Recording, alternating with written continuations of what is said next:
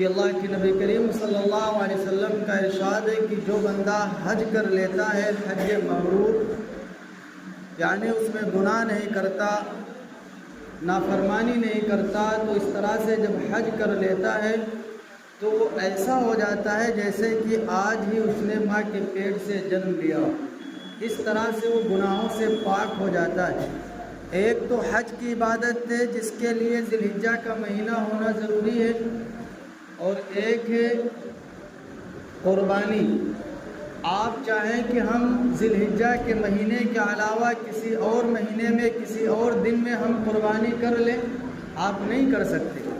ایام قربانی جو مخصوص ہیں 10، 11، 12،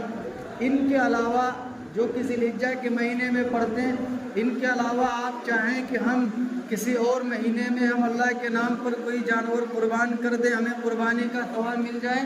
آپ کو نہیں مل سکتا۔ یہ عبادتیں ایسی ہیں جس کے لیے ذی الحجہ کا مہینہ ہونا ضروری۔ یہ اللہ کا احسان ہے، اللہ کا فضل ہے کہ اللہ رب العزت نے یہ ذی الحجہ کا مہینہ ہم سب کو نصیب فرمایا۔ عزیز ساتھی اور دوستو، یہ جو قربانی ہوتی ہے یہ کس لیے کی جاتی ہے، اصل اس کا سلسلہ کہاں سے ہے اور اس میں ہمیں کیا ثواب ملتا ہے؟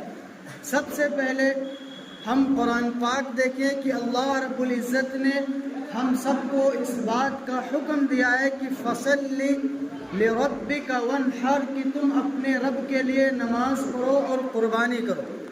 نماز پڑھو اور قربانی کرو۔ لہذا یہ قربانی کرنا صاحب استطاعت لوگوں پر فرض ہے، ان پر ضروری ہے۔ اور کیوں ضروری ہے؟ اللہ کے نبی حضرت ابراہیم علیہ السلام کی ایک اہم سنت ہے، اور اس سے پہلے، اس سے قبل کل جمعے میں ابراہیم علیہ السلام کی دیگر آزمائشوں کو بیان کیا گیا تھا، ان کے امتحانات کو بیان کیا گیا تھا، اور آج اس بات پر روشنی ڈالی جائے گی کہ کس اعتبار سے اور کس طرح ابراہیم علیہ السلام نے اپنے بیٹے اسماعیل کو قربانی کے لیے لے کر کے چلے تھے، اور اللہ نے کیسی انہیں مقبولیت فرمائی کہ آنے والے ہر انسانوں کے لیے جو بھی استطاعت والے ہوں، اللہ نے اس قربانی کو واجب قرار دے دیا۔ میرے عزیز ساتھی اور دوستو، ابراہیم علیہ السلام کی اس سے پہلے بھی کئی آزمائشیں ہوئی، حضرت گھر سے نکال دیے گئے، نمرود کے آگ میں ڈالے گئے،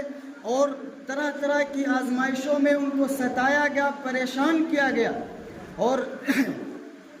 بہرحال ہر طرح کی آزمائش میں ابراہیم علیہ السلام پورے اترے اور اپنے امتحان میں کامیاب ہوئے۔ لیکن اللہ تعالیٰ کو ایک عظیم امتحان لینا تھا، ساری دنیا کو دکھلانا تھا کہ دیکھ لو ہمارے نبی کس طرح سے ہوا کرتے ہیں، اپنے اللہ سے انہیں کیسی محبت ہوا کرتی۔ ابراہیم علیہ السلام اللہ تعالیٰ سے بارہا دعا کر رہے تھے کہ باری تعالیٰ ہمیں کوئی آپ اولاد عطا فرما دیں۔ ابراہیم علیہ السلام کی اولاد نہیں تھی، حضرت دعائیں کرتے کہ اللہ ہمیں کوئی اولاد عطا فرما دیجیے،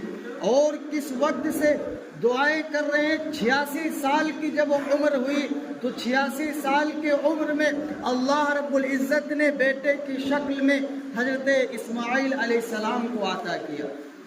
آپ سوچیں کہ جو باپ شروع سے چھوٹے سے دعا مانگتا ہو، 30-32 سال کی عمر سے دعا کر رہا ہو، پھر 86 سال کی عمر میں اسے دعا قبول ہو، ان کی دعا قبول ہو، اور پھر اتنا خوبصورت بچہ ملے، آپ اندازہ لگائیں کہ کیسی محبت ہوگی ایک باپ کو اپنی اولاد سے،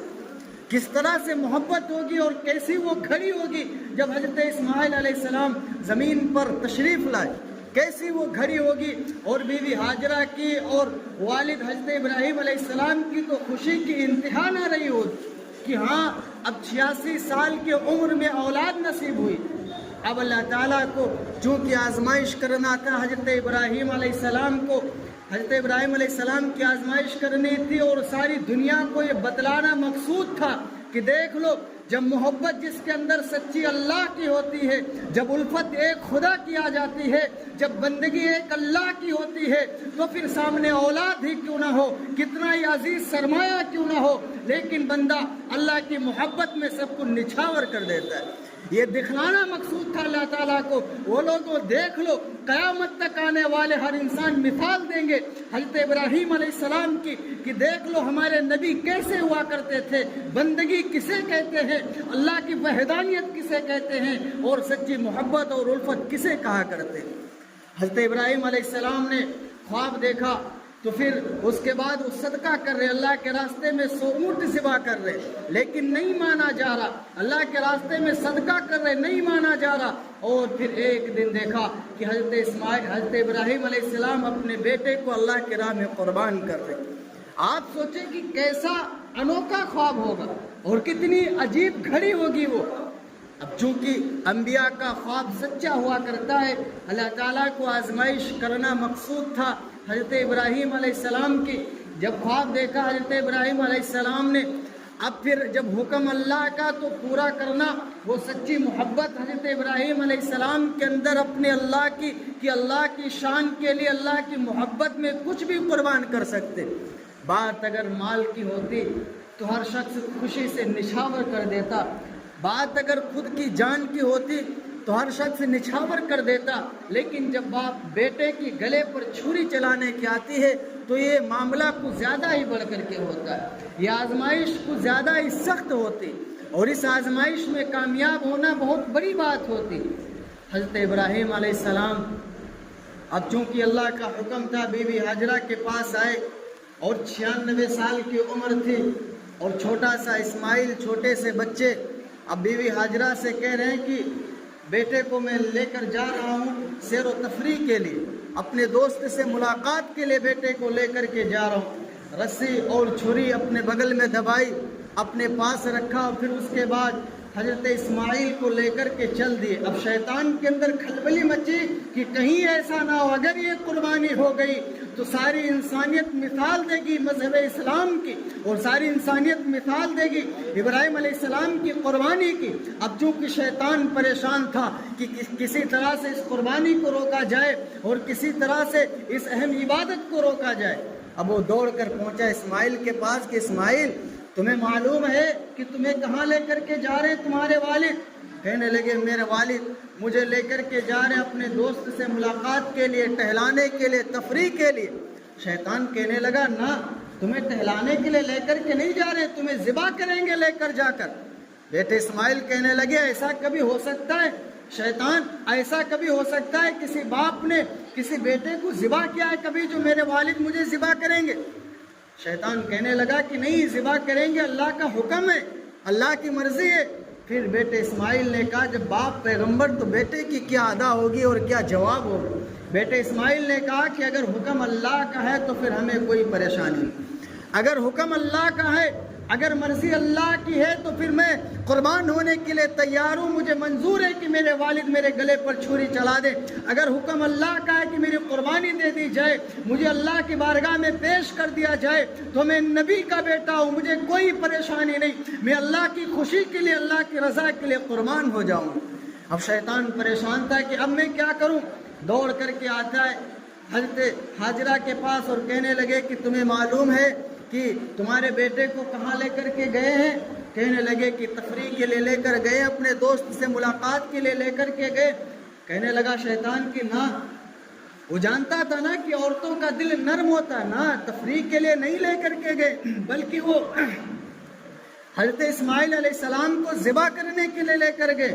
بیوی نے بھی وہی جواب دیا کہ نہیں، ایسا نہیں ہو سکتا، کوئی باپ اپنے بیٹے کو نہیں ذبح کر سکتا۔ شیطان نے کہا کہ نہیں، ذبح کریں گے کیونکہ حکم اللہ کا ہے۔ پھر بی بی ہاجرہ نے بھی وہی جواب دیا کہ بھئی اگر حکم اللہ کا ہے تو پھر اس میں کوئی پریشانی نہیں، مجھے کوئی پریشانی نہیں، اگر مرضی اللہ کی ہے تو میں اپنے بیٹے کو اللہ کے لیے قربان کر دوں گی۔ آپ دیکھیں کہ عورت کا جگر کیا ہوتا ہے، عورت کی محبت کیا ہوتی ہے ایک بیٹے کے لیے، لیکن جواب کیا دے رہی، کنکری مار رہی شیطان کے کہ تو بھاگ جا مردود، مجھے بہکاتا ہے۔ اب چنانچہ یہ منظر جب بیٹے اسماعیل کو ان کے والد ابراہیم علیہ السلام جب لے کر کے جا رہے تھے قربانی کے لیے، یہ عرش ہل رہا تھا اس وقت، یہ آسمان کہہ رہا تھا اللہ آج زمین پر کیا ہونے جا رہا ہے، یہ ہوائیں رک گئی تھی کہ اللہ اکبر، زمین پر تو آج تک کسی کی ایسی آزمائش نہیں ہوئی ہے، آج زمین پر ہونے کیا جا رہا، یہ فرشتے، یہ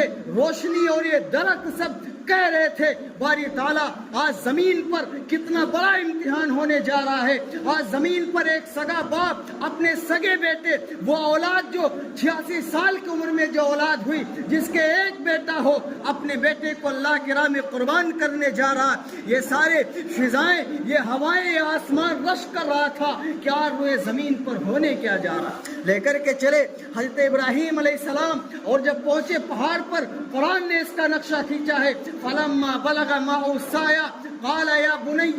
جب چوٹی پر پہنچے، پہاڑ پر پہنچے، اب چونکہ ابراہیم علیہ السلام خود تو پیغمبر تھے، خود تو نبی تھے، حضرت ابراہیم علیہ السلام کے دل میں خیال آیا کہ کیوں نہ مجھے کرنا تو وہی ہے جو میرے اللہ نے حکم دیا ہے، لیکن ایک بار میں اپنی بیٹے کی بھی رائے